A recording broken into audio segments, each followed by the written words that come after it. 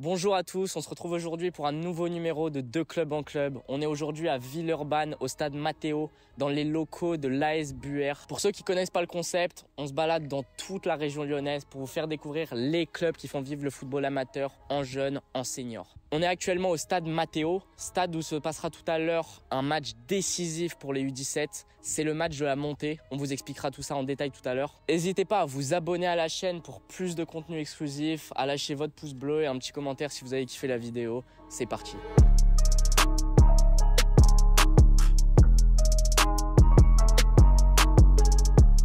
On est aujourd'hui avec le président de l'AS Buère. Merci de me recevoir, président. Merci à vous. On va vous poser quelques questions. Déjà, qu'est-ce que ça représente pour vous d'être à la tête de ce club ?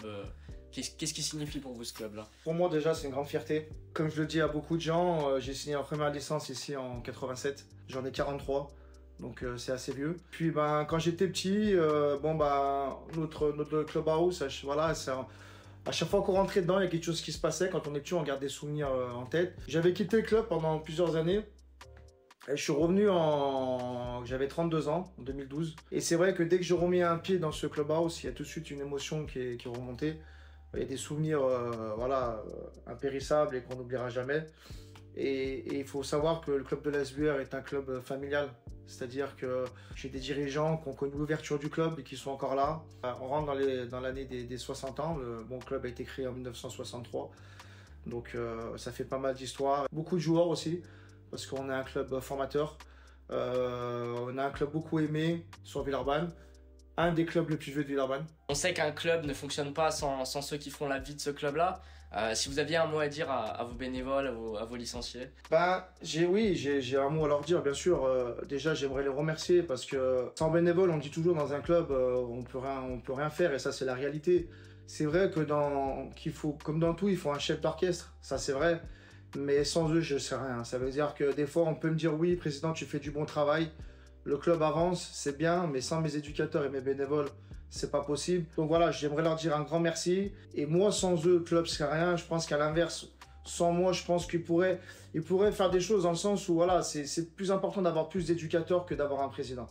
Donc voilà, un grand merci pour eux. Et si je prolonge à chaque fois, parce que le mandat d'un président, c'est 1 an.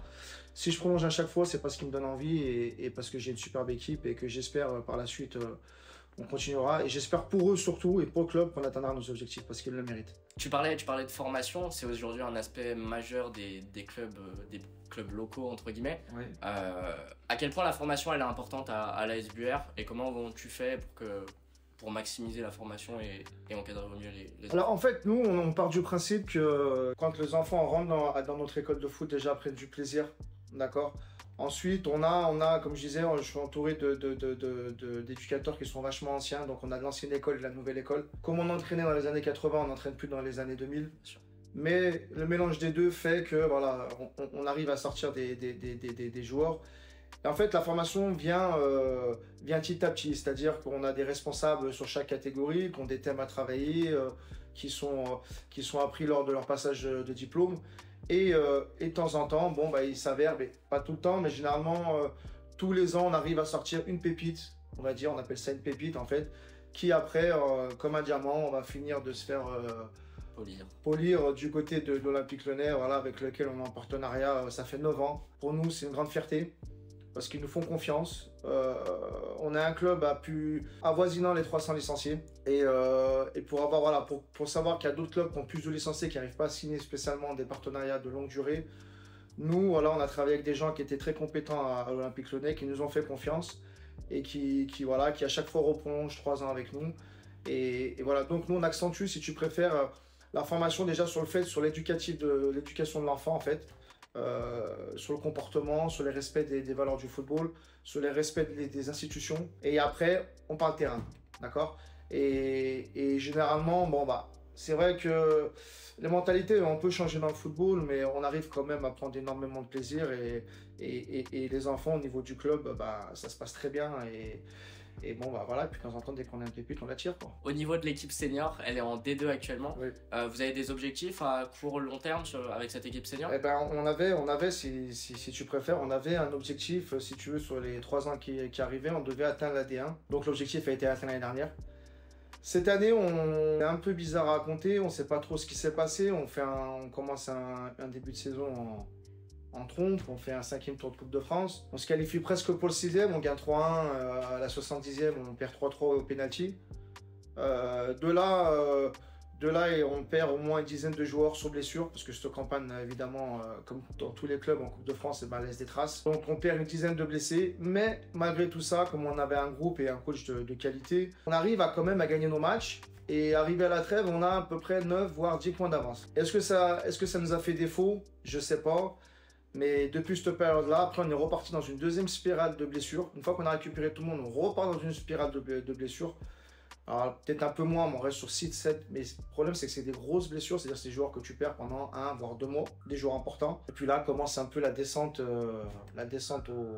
aux enfers, si je puis dire. Parce qu'aujourd'hui, on se retrouve... De mémoire, on est 4e à l'heure actuelle et je pense que la montée, on a fait une croix, quoi. Alors qu'on a un groupe de qualité et avec des joueurs extraordinaires.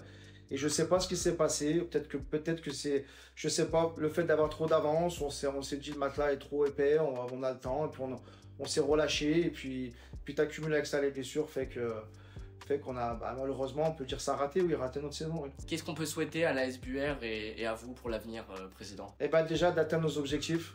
Déjà, de perdurer dans le temps, ça c'est très important.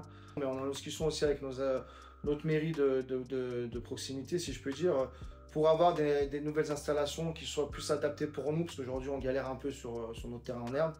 Donc ils sont en discussion, ça avance bien, ils sont à l'écoute, donc on essaie de travailler là-dessus. On parlait des seniors, mais j'ai du foot à 11 qui au-dessus, qui est 15-17, qui fonctionne très bien. On a notre 17 cette année, ce soir justement, on va être là pour vivre un peu ça. On a un match déterminant, il nous faut 1 point sur 2 matchs. Donc grosso modo, si on gagne ce soir, on va dire que la montée en D1 est acquise. Bon après, il y a d'autres paramètres à prendre en compte pour la montée, mais on va dire que pour nous, c'est acquis. Nos 15 en D1 avaient bien travaillé l'année dernière, on était monté en D1. Bon, cette année, il n'y a pas eu un bon mercato, on va dire entre guillemets, donc on va faire l'ascenseur, comme on dit dans le jargon. Mais on va retravailler pour remonter en D1. Et cette année, on a monté avec le bureau, le club, avec tous les gens, les bénévoles. On a monté un nouveau projet où sur 3 ans, on devrait retrouver l'élite, on va dire, entre guillemets. Pour nous, déjà, c'est D1 et voir, bien sûr, la Ligue si l'opportunité se présente. Ça marche. Merci, président, de nous avoir reçus.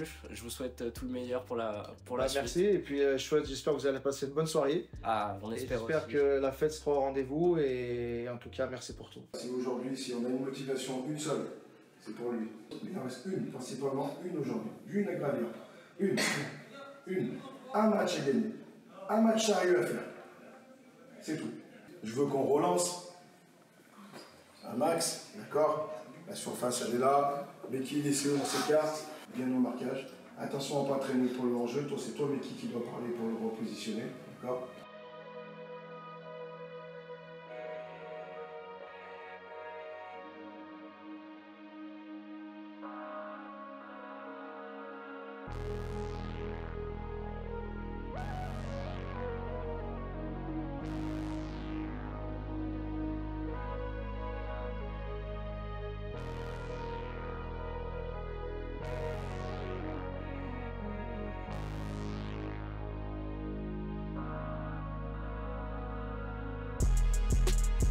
You lost another one.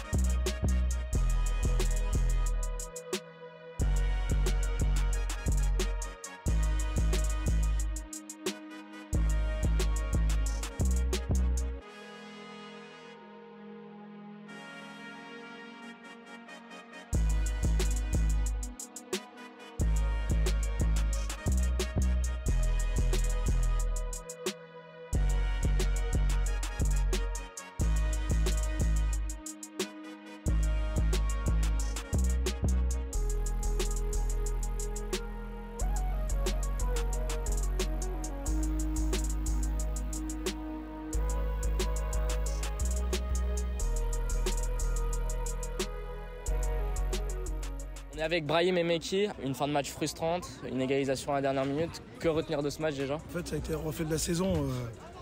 Ça a tellement tourné dans l'autre sens en fait. On a eu 2 matchs comme ça où ça a été l'inverse. En fait, 2 fois on est mené au score. À Loire, on est mené 2-0, Croix-Rousse ici. On se fait revenir à 3-3 et à Loire, on gagne 4-3 et ici on gagne 4-3.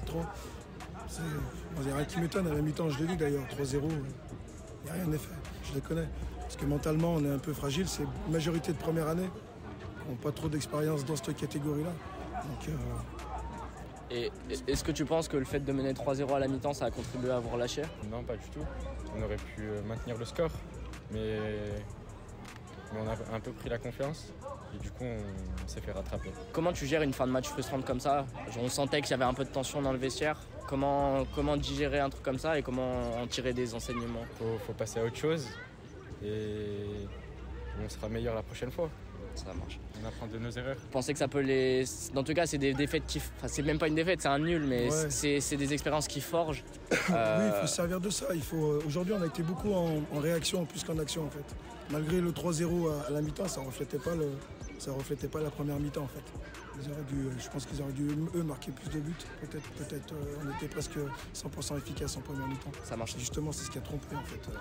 Et est-ce que la montée est validée mathématiquement? Je pense que oui, parce qu'on doit garder au pire, même si Chaponnet gagne demain, ils reviennent à 2 points. On a encore le destin entre nos mains, il suffit de gagner la semaine prochaine. Ok, ça marche. Ça Bon, va le faire. je pose ma question traditionnelle. Qu'est-ce que je peux vous souhaiter pour la fin de saison? Évidemment, une victoire la semaine prochaine, je Une suppose. victoire et puis qu'on arrive à montrer que ce groupe, on travaille depuis pas mal d'années avec eux déjà. Ça marche. Bon, en vous souhaitant le meilleur, merci beaucoup. Merci, au revoir. Les amis, cette égalisation cruelle marque la fin de cette belle journée à l'AS Buer. On remercie tout le club de nous avoir accueillis. Merci au président pour l'accueil. On espère que vous avez kiffé, en espérant vous retrouver très bientôt.